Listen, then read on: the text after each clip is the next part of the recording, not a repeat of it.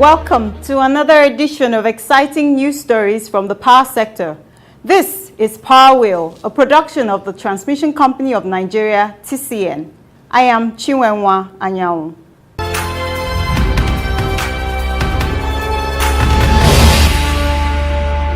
In the Power News segment, which is next, we'll have a view of some stories that unfolded in the power sector.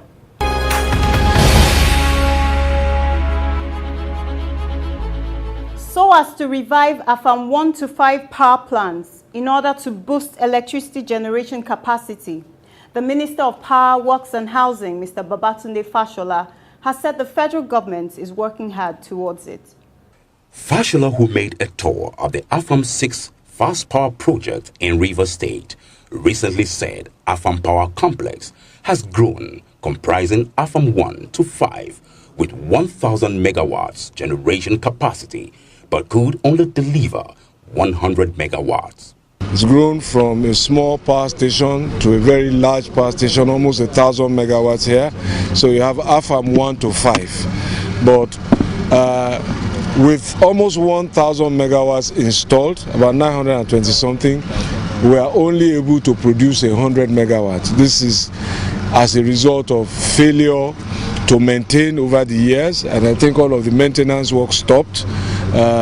Even AFAM 5 that was built in 2001, as you heard from the legislator, after 4 or 5 years, again, maintenance failures really crippled it. So there's a lot of power here, and we are here to assess the progress of the work we have been doing in the last 17-18 months to get this place back to its optimum capacity. He said the AFAM 3 plant section is being revived in collaboration with General Electric to restore its 240 megawatt generation capacity, noting that the equipment and components are already on ground, just as he lauded the host community for its supportive role. All of the turbines and the equipment needed for that project are already in Nigeria. So the only problem we have now, the road logistics and a few other problems, those are the things I came to assess here. The community has been wonderful, and we have had peace here. So we think that before the end of this year, we should add 240 megawatt to the grid from here. So that's part of our incremental power initiative. Another of the plant's units, AFAM 4, with 100 megawatts capacity, was the only section running till January 2015, when its transformer got burnt. Fashola, however, said the transformer has been replaced and gas supply to the plant is being sorted out due to backlog of legacy gas debts. We've worked, we've restored and replaced the transformer. It's ready to go, but we now have issues with gas. Again, before the Buhari government came, there has been a lot of debt owed to all the gas companies. So they are saying if we don't pay, no more fuel. Gas is our fuel, as I've explained to you. So you remember that we also approved a power payment assurance program, I think in March. Okay? So 701 billion. So we are telling Shell now to let us separate the previous debts and create a program to deal with it under the central bank program. And now that there's a payment assurance program, we are assuring them that every gas they supply to this place now will be paid for. We have already paid for power produced in January. We've got approval to pay for power in February because the bills come in arrears. So they're looking at that and they will come back to us. So hopefully we should add another 100 megawatt to the grid very soon as part of our incremental power from here. For AFAM 5 section with 276 megawatts, the minister said records showed that after 4 years of its operation, there was no maintenance and certain components damaged.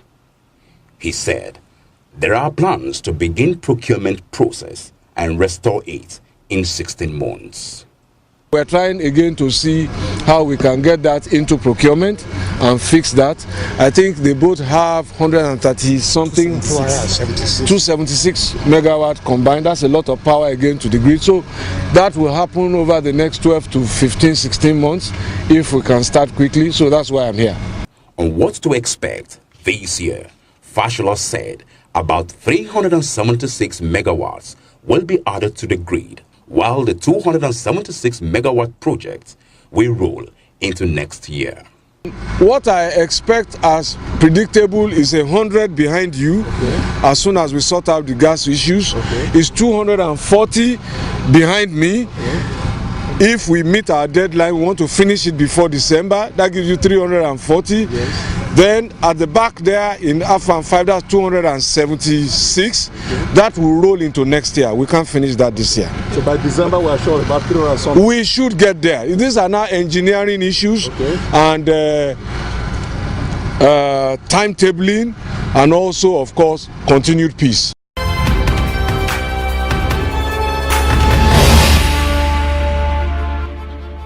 Governor of Abia State, Okezie Ikpeazu, has said his government is working to create multiple options for connecting residents of the state to electricity. The governor disclosed this recently when he received the Minister of Power, Works and Housing, Babatunde Fashola, shortly before the 26th monthly power sector meeting held in Umuahia, the state capital.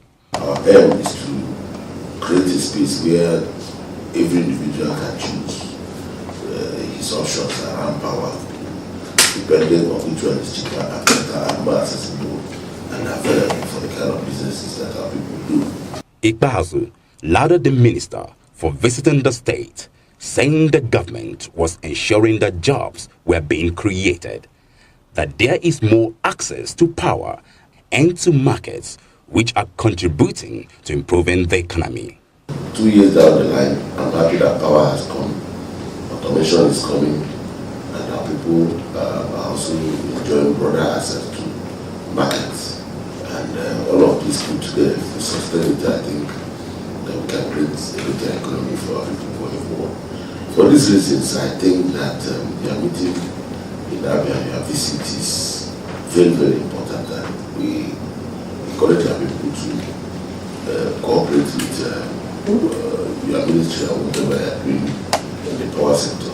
Fashola, who led the permanent secretary, Power, Louise Edozien, managing director of the Transmission Company of Nigeria, TCN, Usman Guru Mohammed, and the special advisor to the Minister on Communications, Hakim Bello, intimated Ikpeazu of the power sector meeting, which TCN agreed to host in the state. Our purpose here is to hold the annual monthly power meeting, which the Transmission Company of Nigeria has agreed to host in Abia State. This, I believe, will be the 26th consecutive of those meetings that will go from state to state.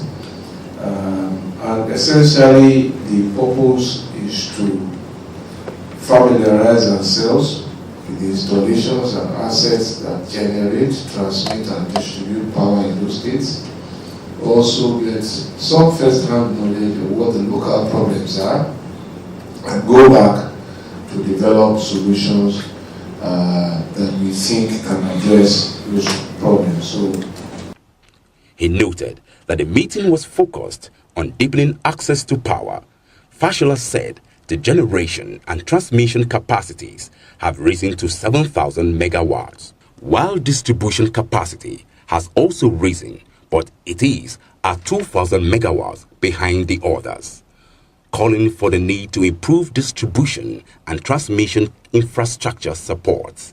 It is no longer news that our power generation capacity has increased to 7,000 megawatts, so has the transmission capacity, and so has the distribution capacity from where we met it in 2015. But the distribution capacity still lags about 2,000 megawatts behind transmission and generation, and that means we need to expand the distribution capacity and also the transmission support that enables them to receive power and take home. The minister also informed the governor that keeping to the commitment on improving transmission infrastructures, TCN has completed 2 transformer projects in the state, which are ready for commissioning. Today, sometime in the course of the proceedings, we will intervene to commission 2 transmission substation capacity improvement projects, one in Umuahia and one in Aba. The Umuahia substation will get a new 40 MVA transformer, which will increase its capacity from 80 to 120, and so that should help support service to Umuahia, Isikwato, Isukwato, Bende, Neuchi, Ikwano, Ohafia, and parts of Arochukwu. A similar thing will happen in Aba sometime in the course of the day, again expanding the existing 127.5 MVA substation capacity there to 187.5 by an additional transformer. He said the power infrastructure that were commensurate to the population in the past have become inadequate following the boom in population and the non-expansion of those infrastructures.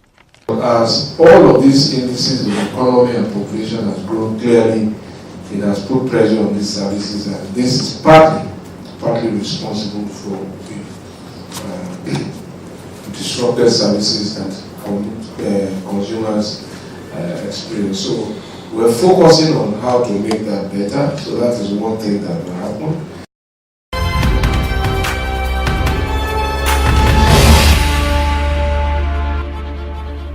Let's take a break for a short message. We'll be right back. Verify that land before you buy it. To drastically reduce the incidence of building under the transmission right-of-way or encroaching on designated TCN land, members of the public are hereby requested to verify land near or along transmission line route before purchasing it. Verification should be made in the Land Development Authority or at the TCN office.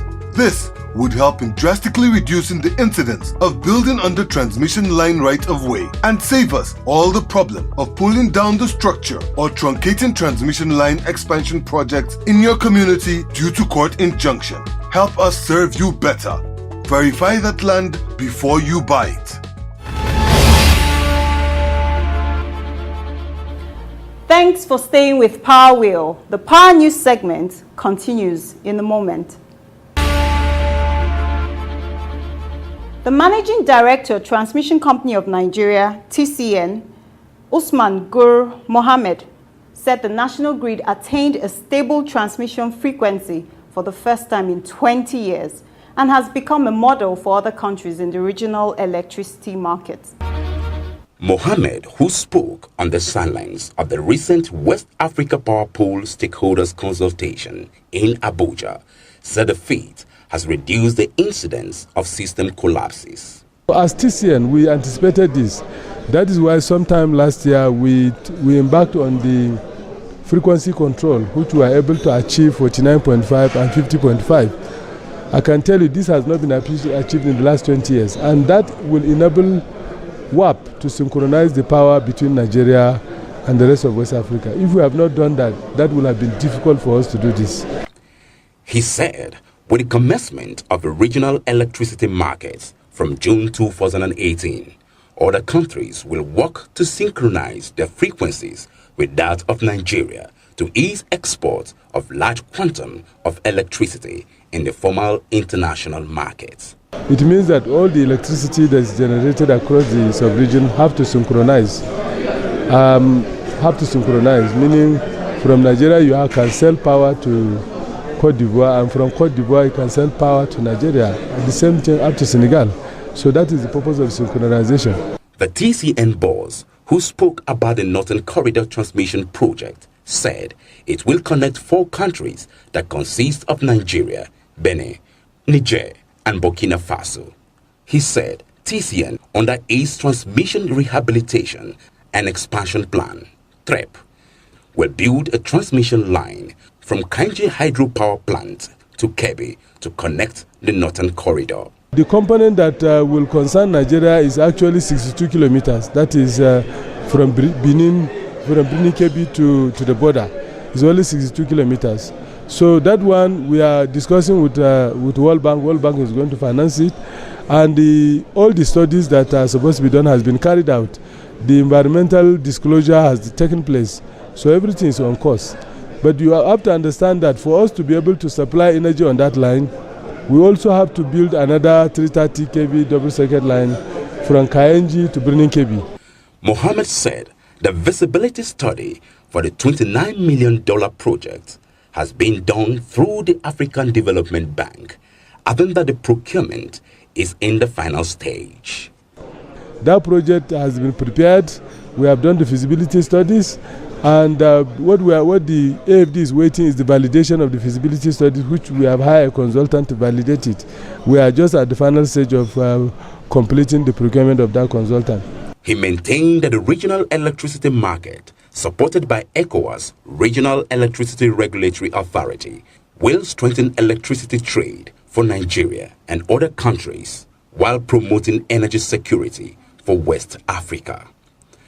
Mohammed also noted that TCN is investing much in the Nigerian electricity market, and in the next 3 years, transmission infrastructures will attain the N-1 international standard, having multiple redundant transformers in the various substations that can easily be called into operation. We are working every day to ensure that we optimize and also implement our project in the cost and most effective way. And that is why you see that projects that are not doing well, if you check every day, you will see that almost on a weekly basis we are commissioning transformer. Why is it not happening before? Because we have changed the project management system. We have reoriented the staff towards performance, and that's why you see things are being done differently.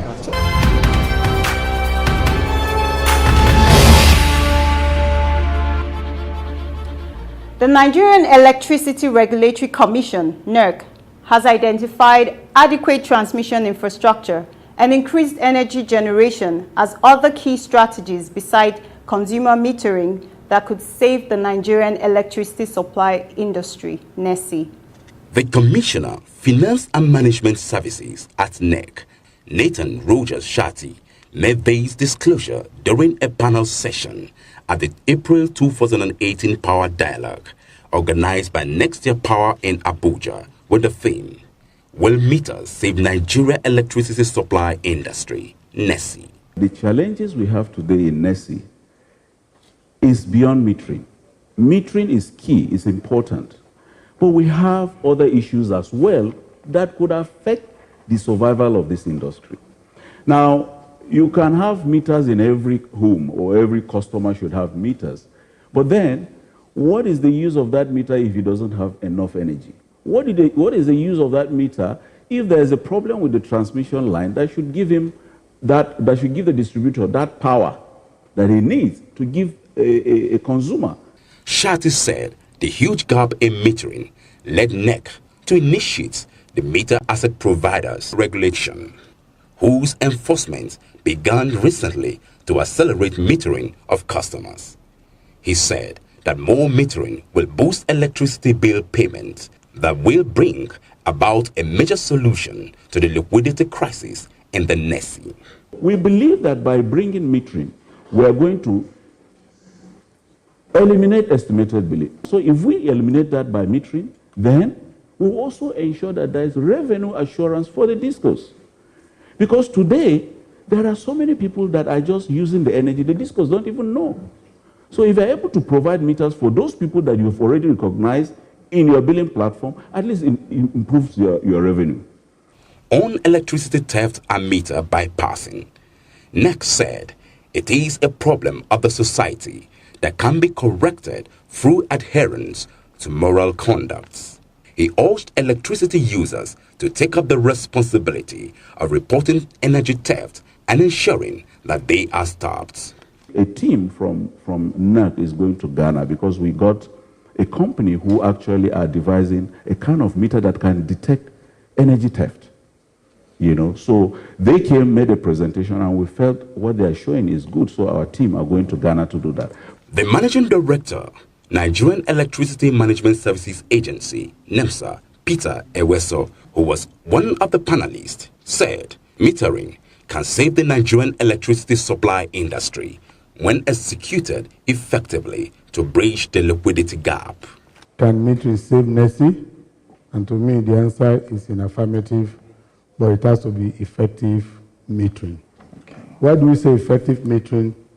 If you don't have quality meters, meters of the right accuracy and type, and you have all manner of meters that are installed, then you find out that it's not actually going to be of any use, of any help into the industry, because if you don't have efficiency in collection, then the liquidity issue within the power industry will continue to linger on. Eweso said that the meters will have to be tested and conform to the environment standards of Nigeria when they are imported. He noted that the meters will then be certified by NEMSA for deployment to electricity customers. After these meters have been type tested and we are sure of the quality of that particular meter, we issue what we call a type test certification. The NEMSA boards, however, decried challenges of poor installation of meters, which renders them faulty and inefficient.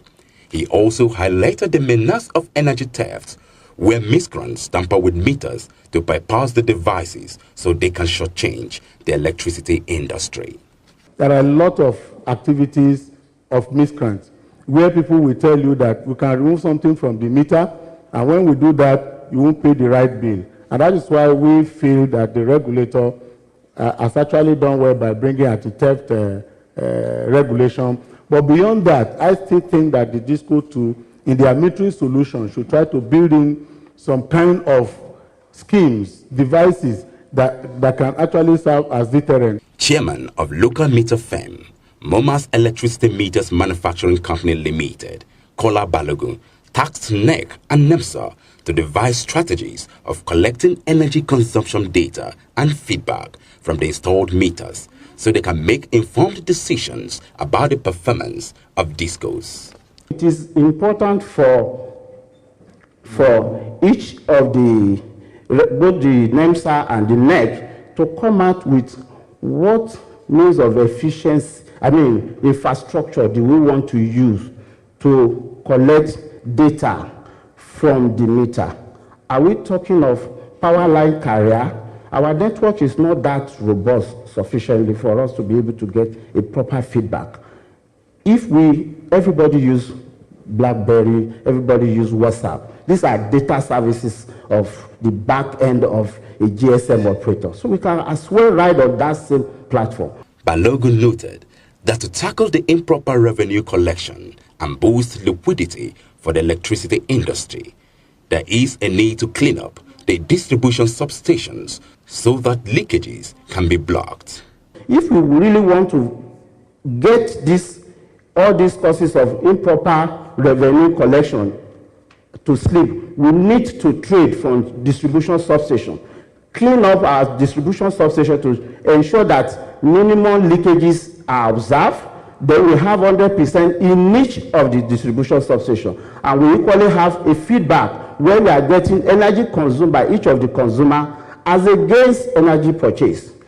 He called for more patronage of the local meter manufacturers so they can grow and initiate meters that could meet global standards and solve peculiar energy challenges in the country. Stay put as we bring to you more news in the Power Flash segment.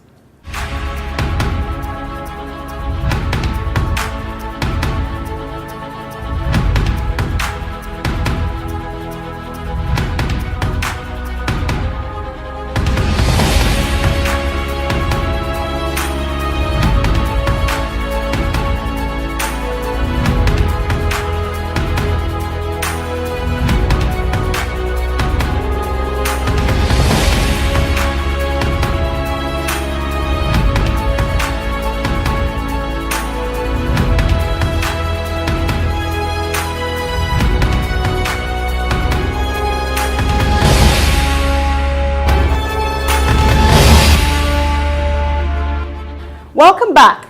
We urge you to stay put as we bring to you Soundbite.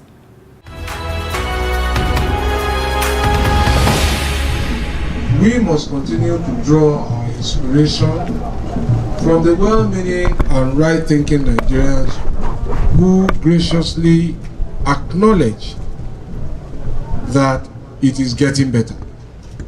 They acknowledge that they are saving money from diesel because they now buy less diesel for their generators. They acknowledge that they are running their generators for comparatively shorter hours than they used to in the past. They acknowledge that this is so because they are getting, again, comparatively more power than they used to get. We acknowledge also that the work is not finished. It is because of these gracious and well-meaning and right-thinking Nigerians that we must dig deeper, we must work harder, and we must be more determined to improve service delivery.